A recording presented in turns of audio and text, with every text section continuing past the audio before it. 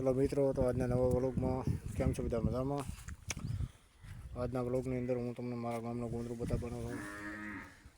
મારા ગામનું ટોંકું છે, આ પંખી ઘર ચબૂતરો છે, આ બધી ગૌ માતા અહીં ઊભી છે ગાયો, અને આ થોડો પાણીનો વાડો છે.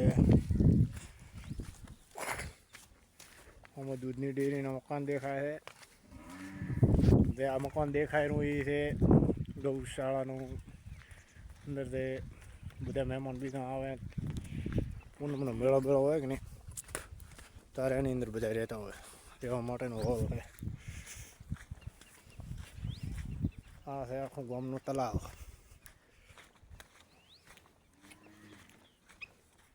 દેખો ઊંટિયાને બીજને વાઢીને હું બેઠો છે.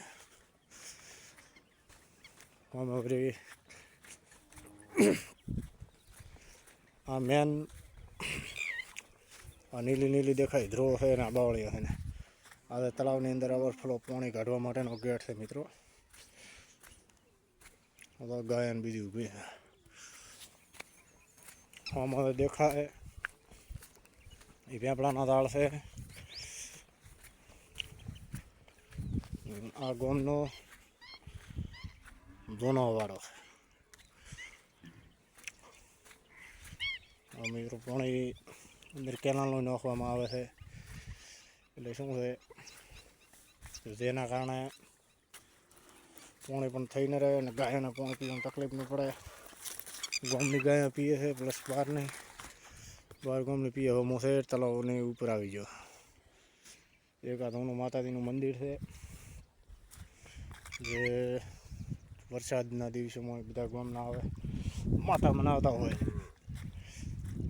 અને બધી આખી બાવળાની ઝાડી છે. હવે તો હું તમને બતાવવા લઈ જઈ રહ્યો છું ગામની આ મેન તળાવની પાળ છે.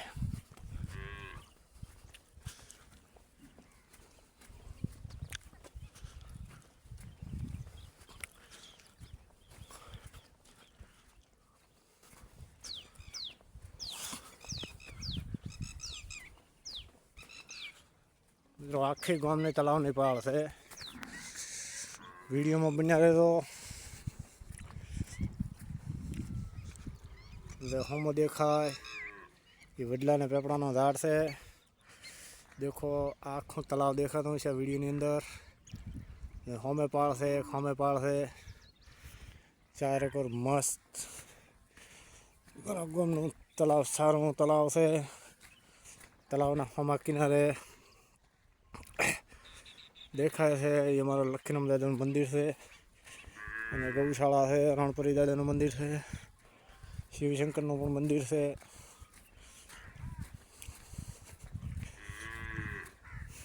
કેવું લાગે મિત્રો હવે તમને વ્લોગ કમેન્ટ બોક્સની અંદર લખતા